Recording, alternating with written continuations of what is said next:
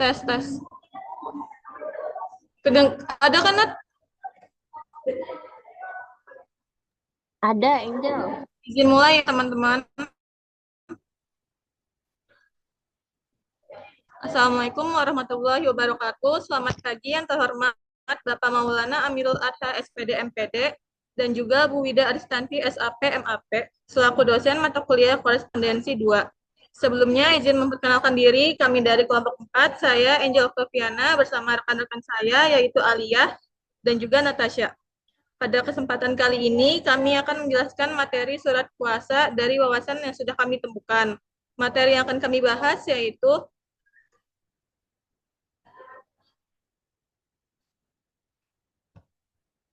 boleh di next lagi.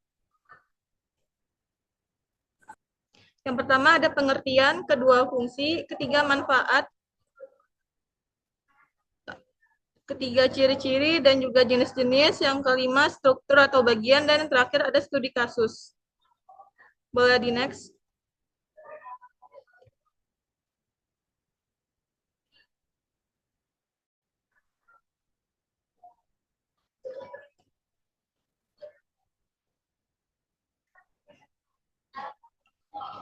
Nah, baik, pertama-tama itu pengertian surat kuasa. Surat kuasa sendiri adalah dokumen yang punya kekuatan hukum. Dokumen ini digunakan saat orang mau melakukan tindakan, namun dibutuhkan keterangan dalam memberikan wewenang tersebut. Nah, jadi surat kuasa itu dibuat oleh pemberi kuasa dan dikirim ke penerimanya, yaitu orang yang akan menjalankan tindakan tersebut. Penerima kuasa dapat melakukan hal atau tindakan yang ada di dalam surat kuasa itu. Tindakan itu akan terhitung sah karena sudah tercantum dalam surat kuasa. Pada hakikatnya, surat kuasa merupakan dokumen penting berisi otoritas yang diatur dalam pasal 1792 sampai 1796 KUHP Perdata. Boleh di next.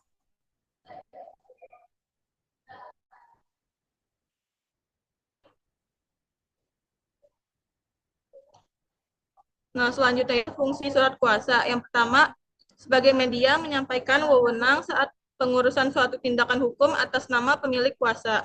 Yang kedua, sebagai media dokumen yang dimiliki pihak penerima kuasa dan diatur secara hukum dalam. Yang ketiga, dokumen yang dapat digunakan oleh pemberi wewenang untuk menyelesaikan masalah tanpa harus hadir secara fisik. Boleh di next.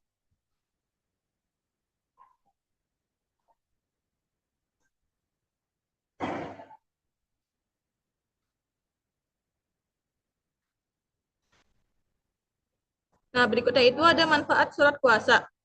Yang pertama, pihak pemberi kuasa diperbolehkan tidak hadir secara fisik saat menangani suatu permasalahan.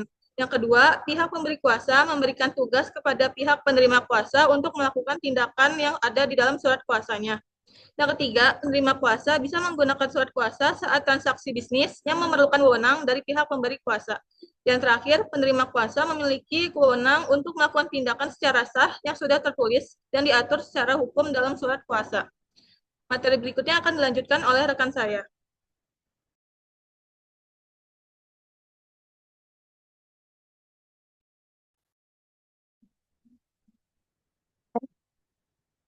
Ada suaranya nggak? Tes. Oke, apa materi selanjutnya yaitu tentang ciri-ciri surat kuasa. Jadi, dalam surat kuasa memiliki beberapa ciri-ciri yang membedakan dengan surat lainnya. Agar surat kuasa sah serta memiliki kekuatan hukum. Yang pertama itu ada memiliki judul yang jelas agar mudah dikenali. Kedua, ada identitas yang jelas, yaitu dengan mencantumkan identitas pemberi dan penerima kuasa secara lengkap, seperti nama, alamat, nomor, identitas, dan sebagainya. Ketiga, ada pemberian wewenang yang jelas, yaitu dengan mencantumkan dan menjelaskan tindakan atau wewenang yang harus dilakukan oleh penerima kuasa secara spesifik. Yang keempat, ada penggunaan format resmi, di mana menggunakan bahasa yang singkat, baku, jelas, dan terperinci. Hal ini diperlukan agar surat yang dibuat mudah dipahami dan tidak ambigu ketika dibaca. Jadi yang selanjutnya yaitu terdapat tanda tangan dan legalitas. Dilengkapi dengan tanda tangan para pihak yang terkait yaitu pemberi dan penerima kuasa di atas materai. Hal ini diperlukan sebagai bukti persetujuan. Selanjutnya, memiliki batas waktu yang jelas, di mana batas waktu dalam surat tersebut telah disepakati oleh kedua belah pihak dalam jangka waktu tertentu ataupun tugas yang diberikan telah selesai. Kemudian ada dapat dibatalkan. Pemberi kuasa dapat membatalkan atau mencabut surat kuasa sebelum atau sesuai kesepakatan dengan memberikan pemberitahuan tertulis kepada penerima kuasa jika masih berlaku. Dan yang terakhir dapat diterbitkan dalam dua bentuk yaitu tertulis maupun elektronik. Selanjutnya yaitu ada jenis-jenis surat kuasa. Yang pertama ada surat kuasa hukum. Menurut pasal 1795 KUH Perdata, surat kuasa umum diberikan untuk mengurus kepentingan pemberi kuasa, khususnya dalam pengelolaan harta kekayaan tanpa menyentuh aspek kepemilikan. Jadi surat ini tuh hanya mencakup tindakan administrasi seperti pengelolaan bisnis atau keuangan tanpa memberikan wewenang untuk bertindak di suatu pengadilan. Sesuai pasal 123 HIR, surat kuasa umum tidak dapat digunakan untuk mewakili pemberi kuasa dalam persidangan. Jika diperlukan harus dibuat surat kuasa khusus. Putusan Pengadilan Tinggi Bandung nomor 149 tahun 1972 juga menegaskan bahwa kuasa umum hanya berlaku untuk pengurusan bukan untuk tindakan hukum seperti mengajukan gugatan. Berikut contoh surat kuasa umumnya. Bisa dilihat pada layar. Selanjutnya ada surat kuasa khusus. Berdasarkan pasal 1795 KUH Perdata, surat kuasa khusus diberikan untuk tindakan tertentu yang spesifik seperti menjual rumah atau melakukan transaksi tertentu. Kuasa ini hanya berlaku untuk kepentingan yang disebutkan dalam surat tersebut.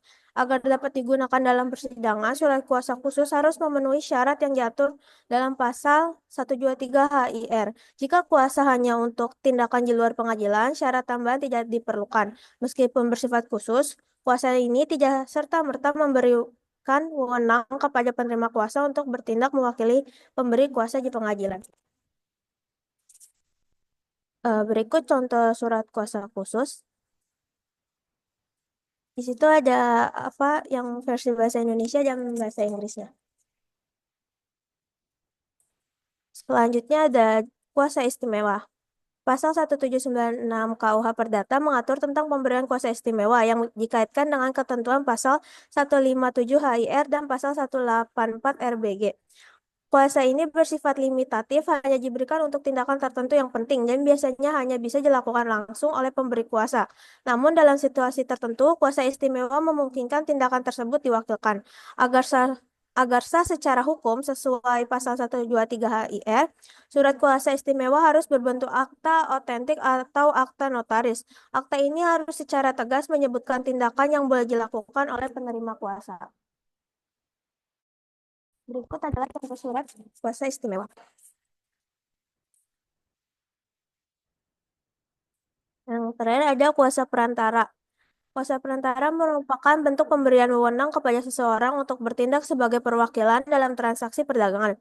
Berdasarkan pasal 1792 KUH Perdata dan pasal 62 KUHJ, kuasa ini dikenal sebagai agen perdagangan atau komersial agensi dan sering disebut makelar, broker atau perwakilan dagang.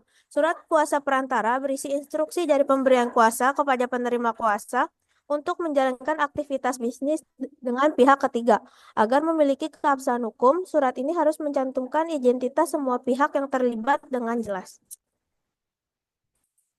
Berikut contoh surat kuasa perantara.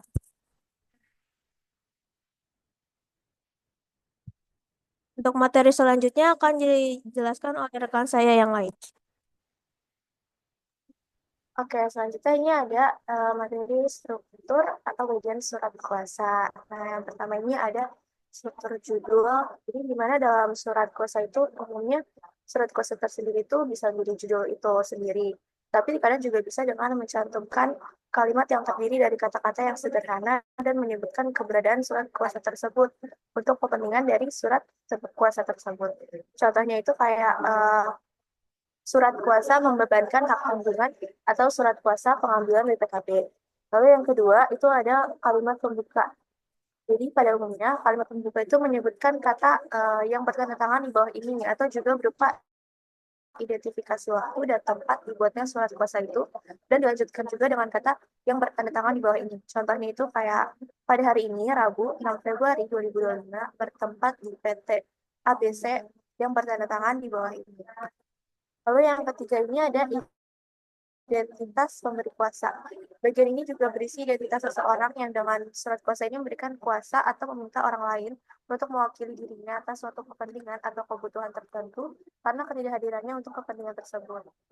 Nah, umumnya itu identitas pemberi kuasa ini berisi nama, umur, pekerjaan, alamat, dan dapat juga dilengkapi dengan nomor kartu identitas yang dimiliki dan masih berlaku yang dikeluarkan oleh pejabat pemerintah yang berwenang.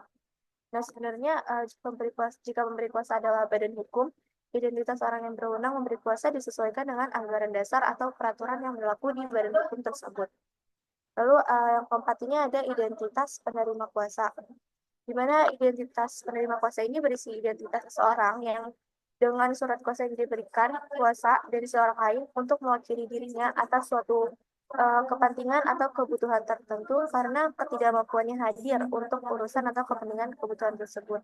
Nah, sebenarnya ini identitas penerima kuasa ini umumnya berisi nama, umur, pekerjaan, alamat, dan dapat juga dilengkapi dengan nomor kartu identitas yang dimiliki yang masih berlaku yang dikeluarkan oleh pejabat pemerintah yang berwenang.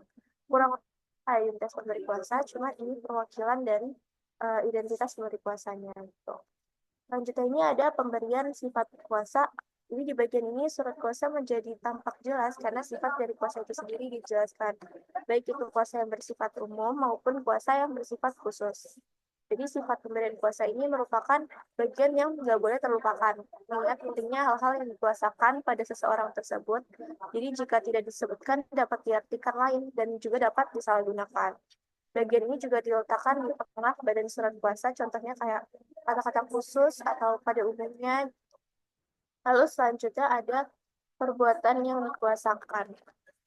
Bagian ini juga berisi perbuatan-perbuatan yang dikuasakan dari satu atau beberapa orang pemberi kuasa kepada satu atau beberapa orang dari penerima kuasa tersebut.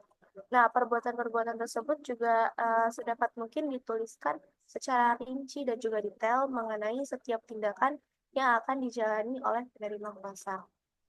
Dan itu juga dicantumkan juga waktu perbuatan itu harus dilakukan, bagaimana perbuatan itu dilakukan, kepada siapa mengurusnya, serta identitas atau nomor atau spesifikasi perbuatan tersebut. Gitu.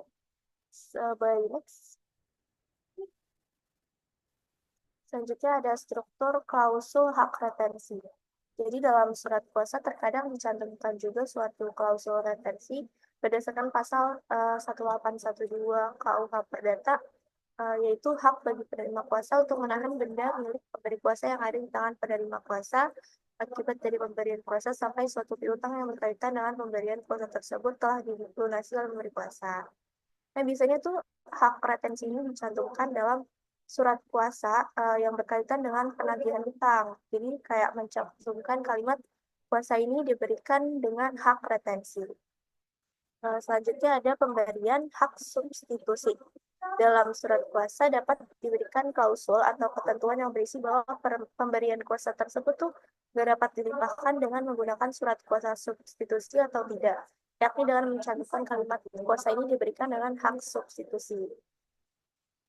Kurang lebih juga mirip, cuma ini memberikan hak substitusinya. Lalu selanjutnya ini ada penutup. Jadi penutup itu kuasa surat kuasa tuh umumnya berisi seperti pesan terakhir sebelum dimulainya kuasa atau waktu pembuatannya. Contohnya itu bisa kayak demikian surat kuasa ini diberikan untuk dikerjakan dengan itikat baik dan dapat dipergunakan sebagaimana mestinya. Selanjutnya ini ada pembubuhan materai.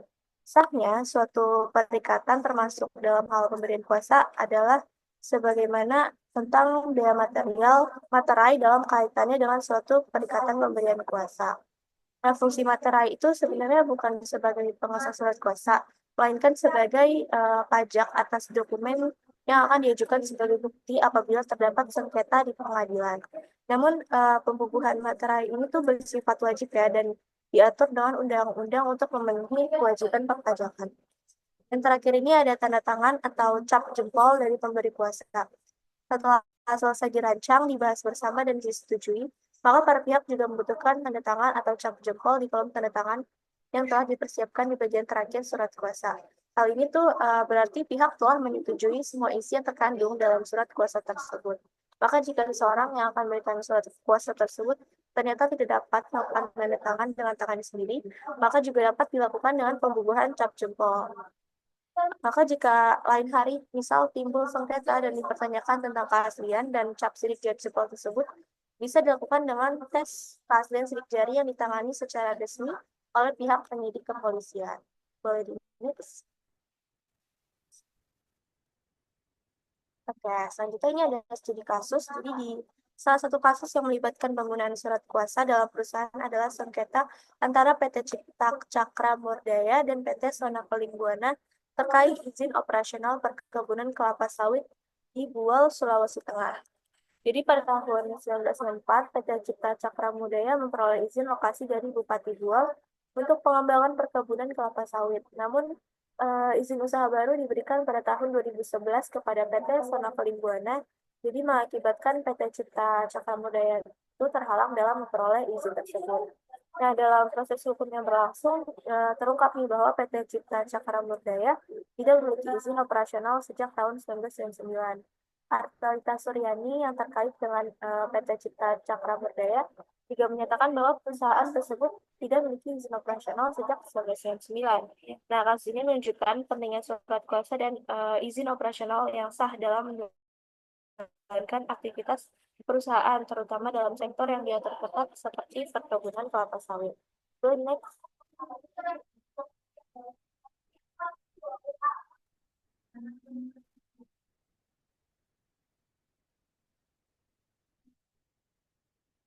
Nah, kita di sini ada kesimpulan. Jadi, surat kuasa itu adalah dokumen yang memberikan otoritas hukum dari pemberi kuasa kepada penerima kuasa untuk melakukan tindakan tertentu atas nama pemberi kuasa.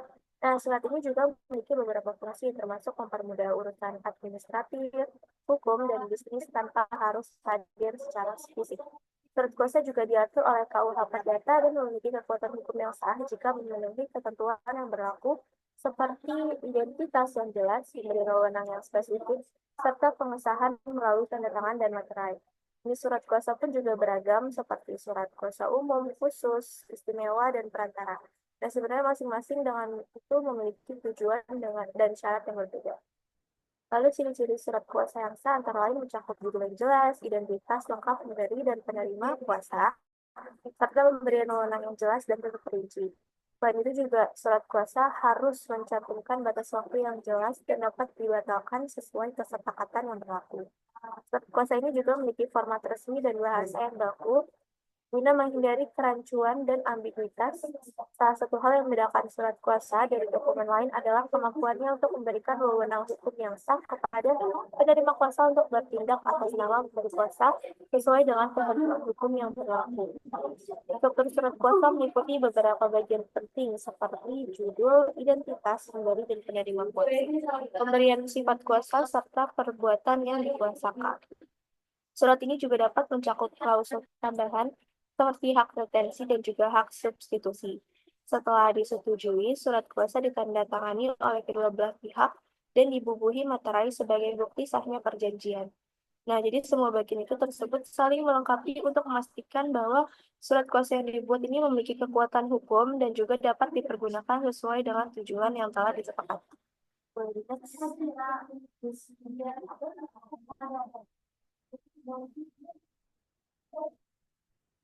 Ya, selanjutnya saya serahkan kembali ke masyarakat. Nah, berikut ini adalah daftar pustaka yang digunakan sebagai bahan referensi.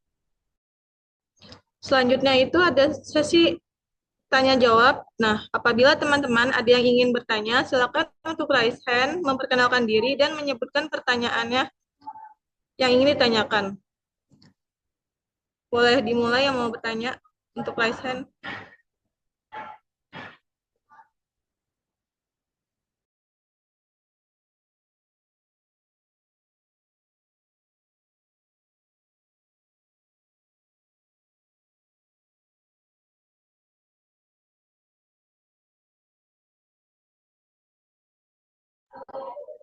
Nah, baik di layar moderator ini ada satu yang bertanya yaitu Alia Lupia. Kepada Alia Lupia dipersilakan untuk memperkenalkan diri dan menyebutkan pertanyaannya.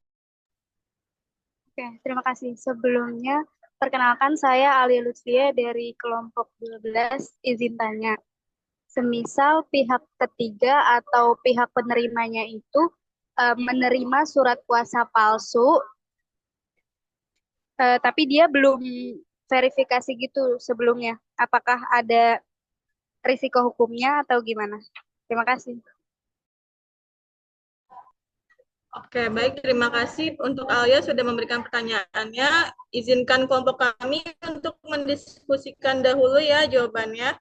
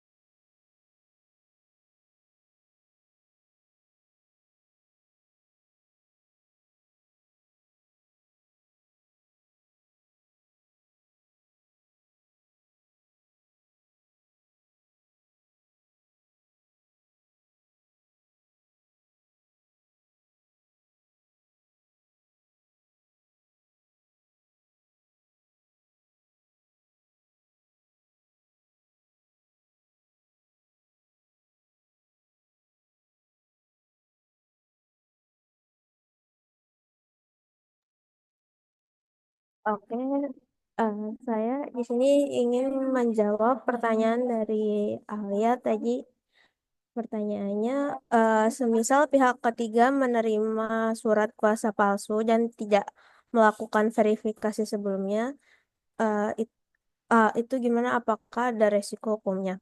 Jadi, jawabannya itu iya, pihak ketiga yang menerima surat kuasa palsu tanpa melakukan verifikasi tetap dapat menghadapi resiko hukum. Jadi, dalam praktik hukum, prinsip kehati-hatian sangat penting, terutama saat berhadapan dengan dokumen legal seperti surat kuasa, contohnya. Jadi, jika surat tersebut ternyata palsu dan pihak ketiga tidak memverifikasinya terlebih dahulu, maka tindakan hukum yang dilakukan berdasarkan surat itu bisa dianggap tidak sah. Jadi akibatnya pihak ketiga dapat dituntut secara perdata karena dianggap lalai dan mengakibatkan kerugian pada pihak lain, seperti pemberi kuasa yang sah. Eh, Iya, apa namanya? Oleh karena itu, jadi verifikasi terhadap keabsahan surat kuasa sangat penting dilakukan sebelum digunakan dalam tindakan hukum agar terhindar dari tanggung jawab hukum dan risiko pelanggaran. Apakah sudah terjawab, Alia? Sangat terjawab. Terima kasih. Oke, terima kasih kembali. Saya kembalikan ke moderator. Nah, terima kasih kepada Natasha yang sudah menjawab pertanyaan dari Alia. Nah, kan karena udah sesi tanya jawab ya. Berikutnya ada yang ingin bertanya lagi? Saya hitung mundur dari 3, 2, 1. Oke, karena sudah tidak ada yang ingin bertanya lagi, sekian pembahasan mengenai surat kuasa. Mohon maaf bila ada salah kata dalam penyampaiannya. Kami dari kelompok 4 izin untuk undur diri. Wassalamualaikum warahmatullahi wabarakatuh. Waalaikumsalam warahmatullahi wabarakatuh. Terima kasih ya moderator dan juga kelompok yang telah mempresentasikan materinya. Sebenarnya suara saya jelas ya teman-teman. Oke, saya izin menambahkan satu dua poin saja ya karena saya lihat tadi secara sekilas untuk materinya sudah cukup lengkap. Saya juga mengingatkan untuk tugasnya ya, jangan lupa nanti untuk dikerjakan. Eh, yang mau saya tambahkan yang pertama adalah teman-teman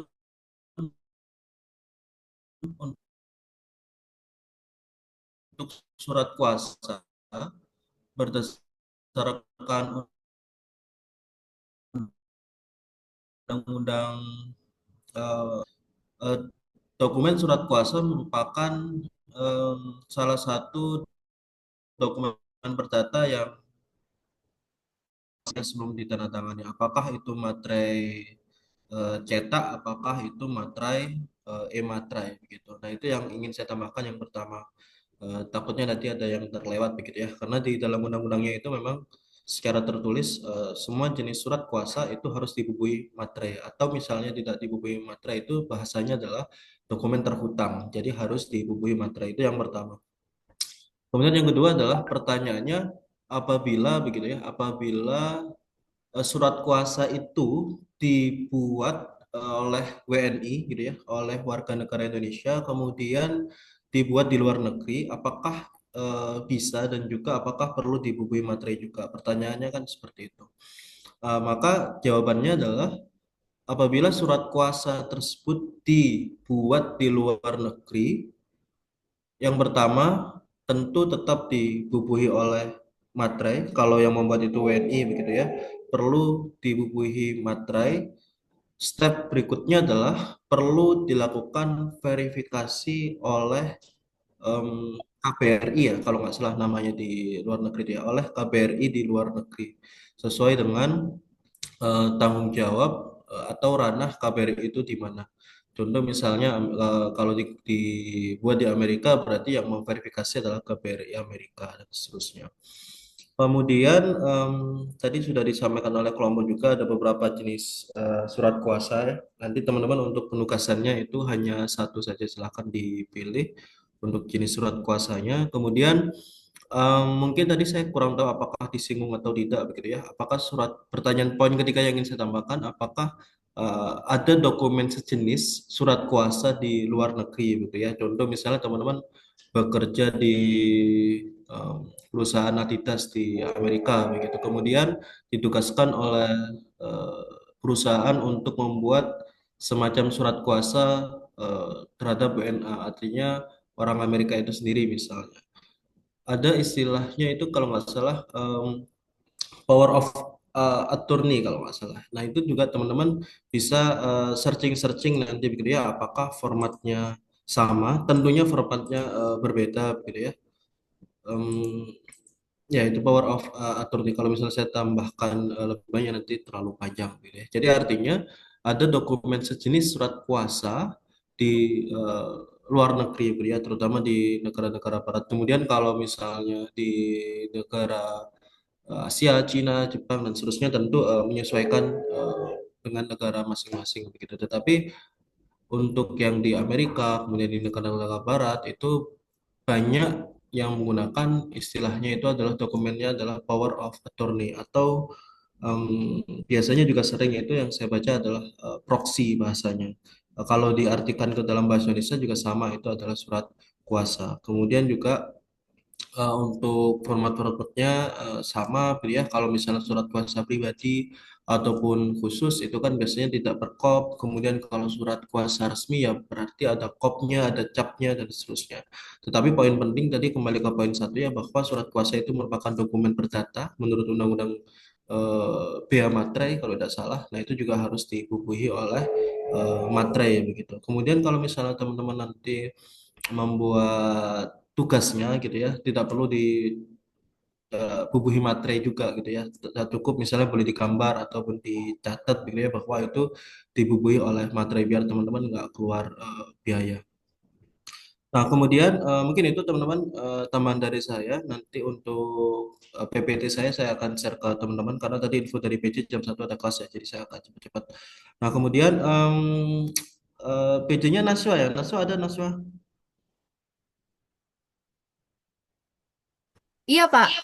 Oke, Naswa kita masih punya utang satu pertemuan ya. Iya, benar, Pak. Oke, kalau misalnya minggu depan 2 kelompok langsung siap nggak ya? Minggu depan itu kalau nggak salah penugasan dan perintah ya suratnya. Jadi nanti kita nggak perlu cari waktu lagi. Kemudian minggu depannya kita sudah UTS. Kalau mau 2 kelompok boleh sih, Pak. Berarti minggu depan mau offline atau online, Pak? Saya pengen banget offline, saya usahakan offline. Saya usahakan ya, semoga nggak ada ini. Soalnya minggu depan itu kalau nggak salah UTBK. Semoga saya nggak kebagian jadi PJL. Saya nggak kebagian ngawasi. Tapi kalau nggak bisa ya kita online aja biar nggak ini. Oke yang gitu ya, minggu depan 2 kelompok saya usahakan offline. Kemudian untuk minggu depannya lagi kita UTS begitu. Jadi minggu depan kita surat penugasan dan juga surat perintah.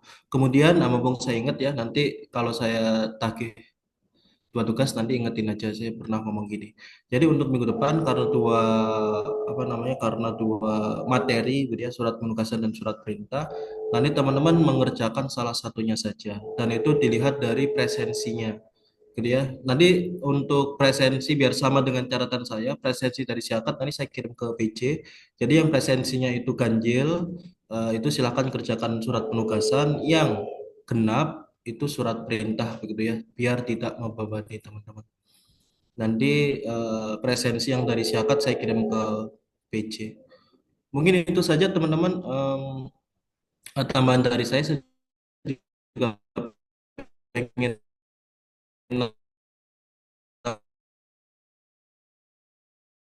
taruh pas lain sebelum ada. Kalau tidak ada, bisa saya cukupkan ya. Terima kasih teman-teman atas kehadirannya. Bapak, Ya, saya boleh oke, nanya nggak? silakan. Mengenai yang tadi surat kuasa itu kan harus ada materainya. Hmm. Nah, kalau untuk penugasan kita ini apakah harus materai asli atau bagaimana, Pak? Oke, yang tadi saya sebutkan ya. Jadi teman-teman penugasannya tidak perlu dibubuhi materi asli, tapi tolong dikasih simbol ya. Apakah itu gambar, apakah itu tulisan, gitu ya, bahwa itu dibubuhi materai. Jadi tidak perlu beli materai. Oke, baik, Pak. Terima kasih. Oke. Ada lagi teman-teman? Oke, kalau tidak ada pertanyaan, saya kira cukup perkuliahan hari ini. Tadi juga kelompok sudah menjelaskan cukup lengkap begitu ya. Anggap saja waktu yang tersisa ini teman-teman gunakan untuk penugasan gitu ya. Karena tadi mungkin kita mulai tidak dengan berdoa, maka kita tutup dengan berdoa. Semoga apa yang kita pelajari hari ini membawa manfaat untuk teman-teman semuanya. Berdoa menurut kepercayaan masing-masing, berdoa mulai.